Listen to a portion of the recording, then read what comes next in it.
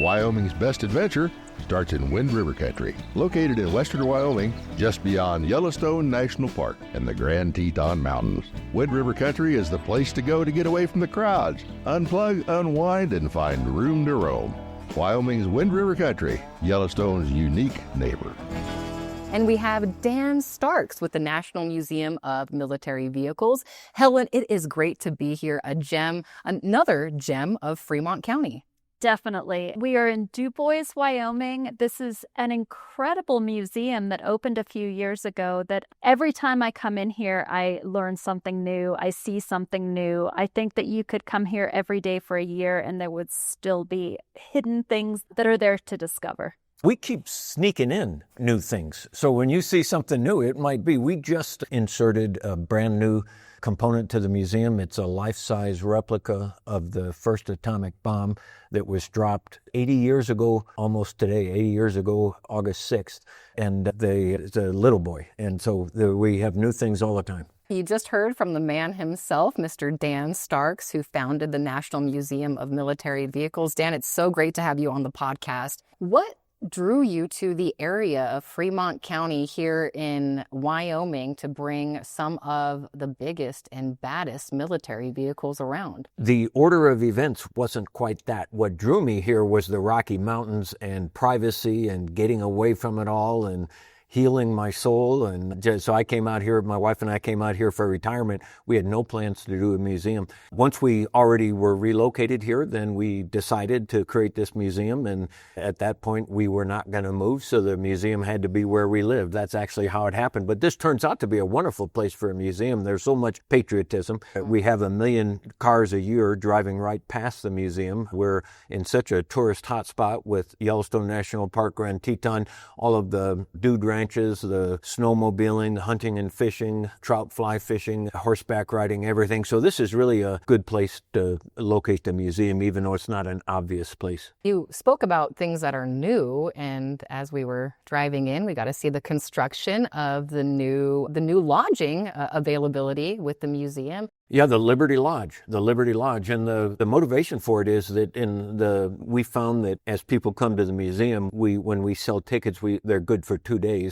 And a lot of people really do want to spend 2 days taking in all of the experiences here that we offer in the museum. And if they don't want to spend 2 days, they still want to be able to stay close by at the end or the morning before their visit. So we're helping people out by creating this Liberty Lodge right on campus here, a 70-room motel that'll be open in the second half of 2026. And Dan, was it last year that you opened the conference center? Yeah, we have a state-of-the-art conference center, state-of-the-art audiovisual. We have the rated capacity for our conference center is 600 people. It has its own catering kitchen. Next to the catering kitchen, we also have a separate restaurant. We call it our canteen. We have breakout meeting rooms available, and again, lots of technology support for anybody that's using our conference capability. And Dan, as people make their way around the museum, you talked about the different areas, but 2 different buildings too. And one does have some pretty good food that's available to the public. Yeah, people can come and stay all day and be happy. It's a cafeteria. It's awesome. Yeah. Great food. I love that. Thank you. Dan, as we talk to folks listening to this podcast who may not have a couple of days, but like you mentioned, you really could spend 2 days. That's what the tickets are good for. What are some must-see exhibits? What does Dan Stark say that is a must-do if maybe a family only had half a day to come by on their way to Yellowstone or Dubois? The most famous artifact we have here in the museum is the musket that fired the first shot at the first battle of the first United States military. The birthday of the United States Army is June 14th, 1775. Just 3 days after our Continental Congress formed our first military, we fought the British at the Battle of Bunker Hill. We have the musket that fired the very first shot at that battle. It represents the beginning of the United States more than any other American historic artifact. I've heard from many folks that have visited, including Helen, that's a favorite and a fan favorite. It's also an extreme fan favorite around the 4th of July, which makes complete sense because Dubois, which is right outside of where the museum is located, has their 4th of July parade. And one of the unique things about the parade is all of the tanks from the National Museum of Military Vehicles. We ran 25 tanks in the parade this year, last month. Every year we change the mix. So we have a lot of fun with it. And again, it's just really unprecedented. We do everything at a little higher level in our part of the parade. I encourage folks, if that's a time of year that you're making plans to visit the area, this place, the museum, and the 4th of July parade, they just go hand in hand. Yeah. And the musket right around that time, right? Yeah, our theme is to make every day here Veterans Day, make every day Memorial Day. That's under our message of honoring the service and sacrifice of veterans and their families. The second theme for the museum is to educate next generations on the history of American freedom. So what better way to do that than with sharing the story of our first battle against the British in the American War for Independence, and what better way to do that than really operate these vehicles that Americans lived in and fought in and died in. People can find different speakers and events that you will have with the Wind River Visitors Council on windriver.org, and also your website. And you have a lot of events too, so somebody who's just randomly stopping by could actually be here when you're having something going on. Sure, and among the events we have is tours every single day, free tours every single day. That's really a highlight of anybody's stop. And does somebody need to book those, or can they just come into the museum? They can just come in. Our morning tour of the World War II gallery starts every morning that the museum is open at 10 a.m. It goes for about 2.5 hours. Then in the afternoon, starting at 1:30, we have a tour of our Korea and Vietnam War galleries. Every day that the museum's open, that lasts about another 2 or 2.5 hours. If people want to get here for the beginning of the tour, those are the times to think about. Those times are reflected on our website. But if people come in the middle of a tour, they can just join the tour in process and tag along as much as they want. And then if they decide to peel off and see the museum on their own, they can do that. So it's the whole experience here is just set up to be tailored to whatever it is you want to get out of it. You can get out of it. If you want a structured visit, you can have a structured visit. If you want to wander around by yourself, you can do that. If you want to mix it up, have a little bit of both, you can do that. We just really work to help everybody get as much as possible out of being here. And it's a very large museum. And one of the things that I really enjoy about it is anybody can come here. I've seen young children, I've seen adults. I had a family member visiting a couple of months ago, and she used a scooter to get around. So it really is accessible to everybody. And it feels, if you're walking it, not riding in one of the scooters, it's a lot of exercise. It's a really big museum. Can you tell us, if you walk every single part of it, how far is somebody walking? 1.3 miles. 1.3. Wow. So you get in your steps, you get to see things. It's just an incredible experience. And it is unexpected. Dubois, we've got the Badlands here, we've got the Painted Hills, it's got all of the activities that Dan had mentioned, but it also has this world-class National Museum of Military Vehicles, which is just incredible. We ask people to give us their feedback, and just before they leave the museum, we have a share your thoughts section and index cards for people to give us their feedback. The typical feedback is that we are either the best or at the same level as the best museum anybody has seen anywhere in the world, including all of the Smithsonian museums, of course. And I saw that you got another award recently. Can you talk about some of the awards the museum's received? Yeah, we've been recognized. TripAdvisor for I think the last 3 years running now has recognized us as one of the 10 best attractions in the United States, is I think what their award category is that we've regularly been recognized with. And the very first year we opened, we were recognized by USA Today's, I think it was a Reader's Choice, giving us the accolade, one of the 10 best new attractions in the United States. We were recognized with Laura Ingram's Fox Nation Hidden Gems of America. We were her lead episode with her 30-minute piece that she did on us. And we've gotten other media attention as well. And we were recognized by the Wyoming legislature as well with the resolution of both houses of the Wyoming state legislature. So we get a little bit of attention, but we're brand new.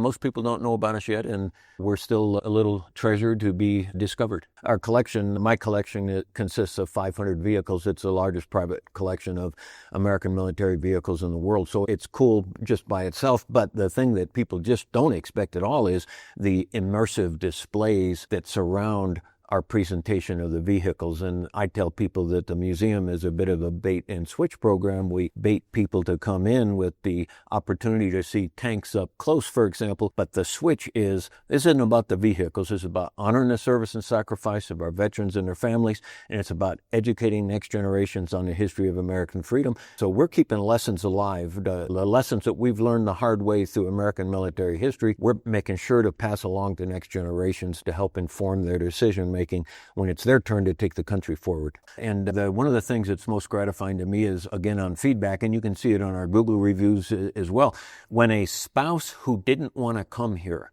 writes the review or writes the note card and says, my husband was interested, I didn't really want to go, but I tagged along. And then they say, and I just couldn't get enough of it. It's not what anybody expects. It's far more engaging is the point to people, no matter what their orientation is. And we work to appeal to every population group here in the United States, not talk into an echo chamber.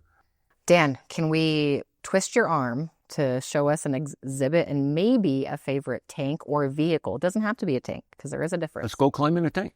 Oh my gosh, yes. This is a World War II Sherman tank.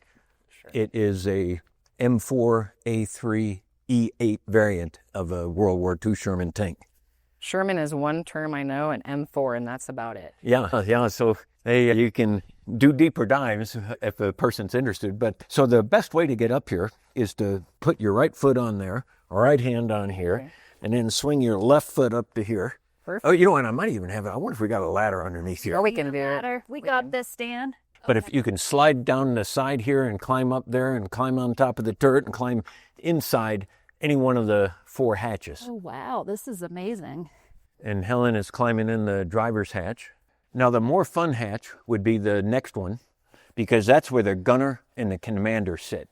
And where your legs are now. That's what operates the big gun here? They have to get out to operate the 50 caliber machine gun. They got to stand on the deck behind.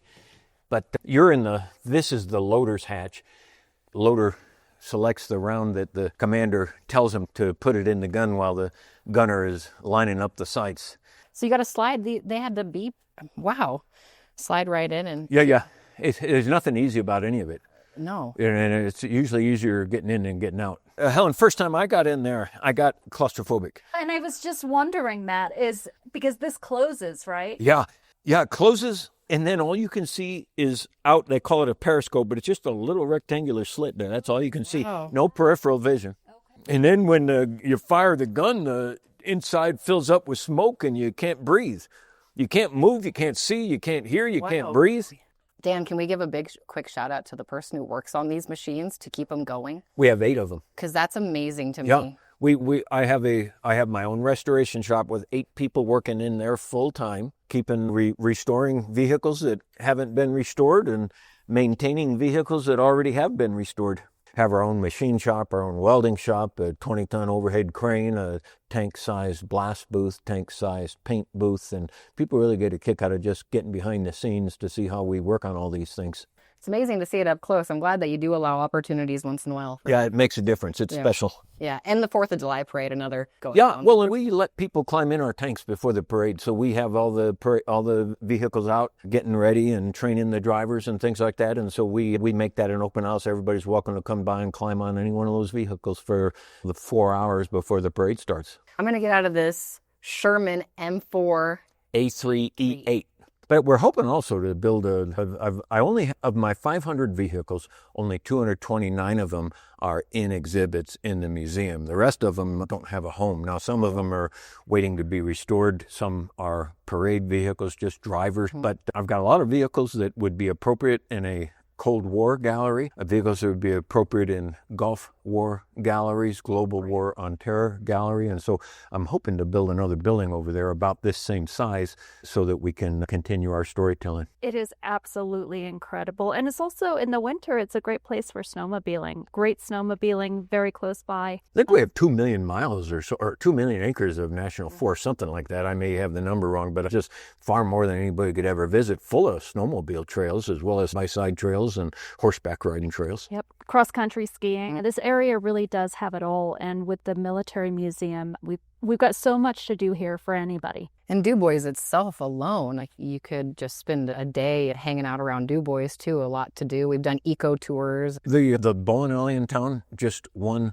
a national award. What was it? The Newsweek Reader's Choice Best Bowling Alley in the entire country. Isn't that something? Little town of Dubois. And it's the readers voting for it. We've got 911 people in town. That's not doesn't really compare to these big metropolitan areas. We had a natural disadvantage in voters, a natural voting constituency. That bowling alley still got top bowling alley in the entire country. Yeah, it's a great bowling alley and a great bakery with amazing pizza. Yeah, that's right. Absolutely right. Yeah, it always just makes me smile with how many great things we have here in Wind River Country, Dan. And having you a part of it too has just been such an asset. Well, I'm so happy to be here. My wife and I both are so happy to be here. Do we want to see another exhibit? We want to look at the atomic bomb? Yes. Oh, yeah. Yeah, it's a replica, but there aren't many, but it's life-size, and it's accurate life-size, researched, a lot of technical details added in, not just a clumsy clay model. It's really highly accurate. So this is the first of the 2 atomic bombs that were dropped. This one dropped on August 6th on Hiroshima. The second one dropped 3 days later on Nagasaki. That second bomb was called Fat Man. This first bomb is called Little Boy. And you have Little Boy here. We have Little Boy. And Dan, is the museum going to do anything for the semi-quincentennial next year? Oh, yeah. If nothing else, we'll crush a discarded police car with one of our tanks. That's one thing we have planned. But I really do truly have that planned. That we're putting our heads together on how to contribute our part to having a good 250th birthday of the founding of the country, that's for sure. I never thought of motorcycles as military vehicles. Oh, well, yeah. So here we have each type of Harley-Davidson from World War II, and so the motorcycles were really a really critical tool. We've got a couple of German motorcycles from World War II, including a really rare version of a tracked version of a motorcycle, half tracked vehicle. Ooh, that's cool. All outfitted with the accessories on it and everything. And you see the Germans would mount machine guns on their sidecars.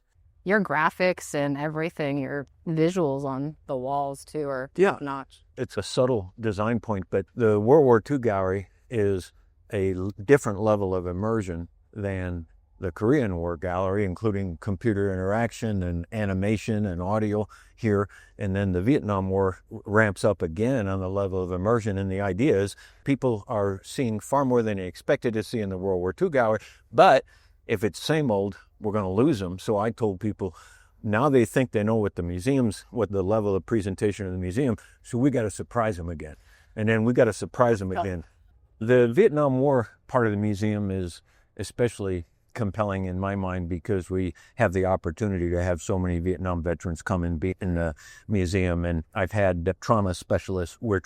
Our museum staff was trained by some trauma specialists, the post-traumatic stress specialists that are working with Vietnam veterans in the post-traumatic stress groups who gave us a good understanding of how to best support the experience of Vietnam veterans coming through if they were struggling at all. But the big takeaway was that if Vietnam veterans who really are keeping things bottled up come here and have a good experience going through, the trauma specialists emphasized to us that this can be really a wonderful healing opportunity for Vietnam veterans. And then that same trauma specialist brought her Vietnam veteran post-traumatic stress group here as part of their support program.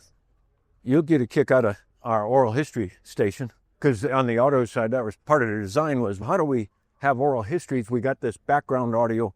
How do we have all the audio in the right balance and so that it's really clear to people here and not noise pollution to people over there? And so let's just walk through here. Have you been through here before? No. Oh. No. So here you can just see this introduces the topic of tunnel warfare. And here that's communications. And this is booby traps, both if you're riding in a tracked vehicle and if you're walking. And here's more booby traps that you step on as you're walking. And so the idea is you can't see any of this stuff until you push the button. And if you were a 19-year-old in combat in the jungle, you don't have any buttons you could push. Yeah, so we got other interactive kiosks here and stuff just as we're walking through. And then we're coming into an artillery fire support base. And so we talk about the relationship between jungle fighting, jungle patrols, and artillery support. Little tidbit, this is the very first M48 Patton tank ever. This is serial number 1. Yeah, so the widow of General George Patton christened the Patton tanks, and that's why the ones that she personally christened, breaking a bottle on the very first one, then brought the nomenclature of that's a Patton tank rather than just an M48 tank, M47 tank, M46. So she broke a bottle on this tank, on this particular one, to inaugurate the line of M48 Patton tanks. And that's Wayne Salem's, those are some of his artifacts in that case, and here's a couple other pictures of Wayne. Wayne graduated Riverton High School, and Wayne was our advisor on making sure that he served on not the closer boat, the second boat. That's called a PBR, Patrol Boat River Mark II. He served in the Brownwater Navy as a sailor on the Patrol Boat River Mark II. And so he was our technical advisor to make sure we got all the details right. Yeah, and then we took his oral history, and we have snippets from his oral history for people to listen to. So there's old Wayne. It was all very risky. We weren't like the Army. We couldn't dig a hole. You didn't run for cover. You got on a gun. You had quite an assortment. The gunners, they usually got 250 calibers. Of course, if he couldn't handle it, you got somebody that did. You had grenade launchers. You had single-shot grenade launchers. You had 60 machine guns. You had mortars. The thing of it was, when it came to combat, you didn't dig a hole. There was nowhere to run unless the whole boat got out of there. You picked a gun or got on your designated position, and you got after it. I've created an entire concept designed to change this. We're going to revamp all of this. And hopefully we're shooting for getting it completed and installed by Memorial Day weekend. And we'll see if we're able to do that. This is another famous artifact here in the museum. This is the most expensive artifact in the museum. This is an American World War I M1917 tank. This cost me $1.3 million. This is one of only 20 surviving examples of American World War I tanks. It still has its original engine and still operates. So it's particularly special. Again, just on the point of bait and switch, the museum isn't about the vehicles. So we did this original research. Nobody learns this in school. I never learned it in school. We are the only country in the history of the world that not only has maintained American freedom, but has delivered freedom to more than 475 million other people around the world. In addition to how many other hundreds of millions of people we preserved their freedom, they were never occupied, and how many others we influenced their freedom, like with the fall of the Iron Curtain, and how many other humanitarian missions, peacekeeping missions. And the whole idea is to have a fact-based workup to say, hey, how can all of this be true without this also being true? There's something special about the United States. There's something special about Americans. And then here we have our conflict wall where we document, beginning with the Battle of Bunker Hill to 2020 when we finalized the exhibit, all of the American military conflicts our military has participated in. And we put it by timeline, we put it by which continent did it take place on, we document it by how many Americans served in which branch of the military during that conflict. And the big takeaway is, since the birth of the nation, there's only 2 years when American men and women who are serving in the American military have not been put in harm's way. There's only 2 years. 1 year was 1828, the other year was 1897. Every single other year, Americans serving in the military put themselves into harm's way in an active conflict zone. So then the point is, did you know how important it is, how important our military is? Did you know how important it is to have Americans be willing to continue to step up and serve? And do you know how quickly our freedom will completely disappear if Americans quit being willing to step up and serve? We need them in conflict, active conflict zones, representing the interests of the American people every single year.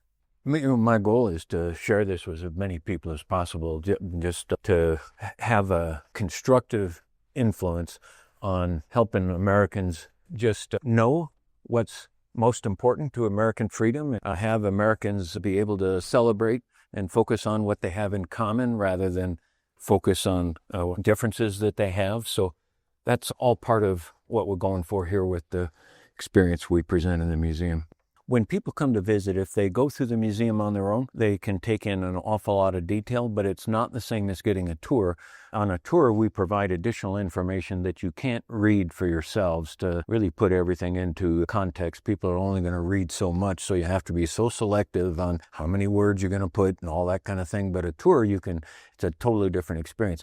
If people get a tour, that does not substitute for going through the museum on your own, because when you get a tour, you get special stories and you get really things tied together, but you don't get all the detail. And that's where 2-day visits come in, because the morning tour takes 2.5 hours. This afternoon tour is another 2.5 hours. People are pretty wiped out after 5 hours of tours, but they didn't see a lot of the detail. And so they come back the next day and then it's, man, this is, and then when the next time they come back, they say, it's very typical for people to say, is this new? Because they don't remember it. And sometimes it is new, but usually, no, that's not new. That was here before. It's just, you're on overload. It's just too much to take in. It's very in-depth, and it's amazing. You could really spend, I guess I didn't realize it, not having been through the whole museum, but we just broke the surface. Walk through quickly. Yeah. And except for climbing in the Sherman tank. Everything is just very intentional. So when there's a display, there's multiple stories about that. I noticed a theater room when we were walking in. Do you sometimes offer movies or? That's our Chance Phelps Theater. Chance Phelps graduated from Riverton High School in 2003. He was killed in action in Iraq, April 9th of 2004. He's buried in our cemetery, and you'll see in that theater tributes to Chance. You see him, painting of him as a 4-year-old with all the charm and smiles and human spirit. And so the function of that particular portrait is to tell people, every time you hear about a warrior being killed in action, there's that humanity, there's that backstory, there's that family context, that community context. And so it's like, this isn't just names, and this just isn't just professionals. This is far more profound. And so we communicate. That's just a little tidbit. That's just one photograph. But Chance's mom and dad and stepdad gave us permission to name the theater after him. Chance is the subject of the Kevin Bacon movie, Taking Chance, for people who have seen that movie.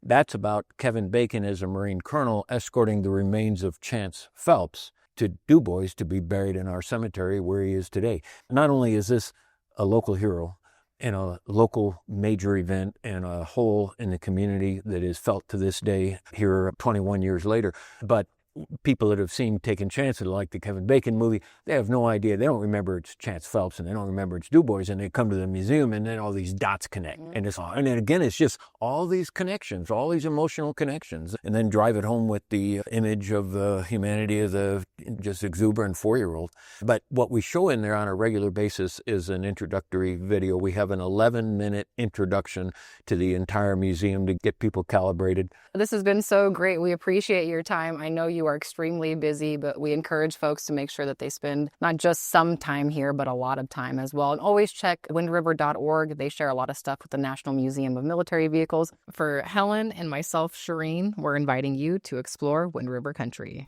Thanks for tuning in to Wyoming's Wind River Country, Yellowstone's unique neighbor. Visit us at windriver.org and follow Wyoming's Wind River Country on Facebook and Instagram. This podcast has been brought to you by the Wind River Visitors Council.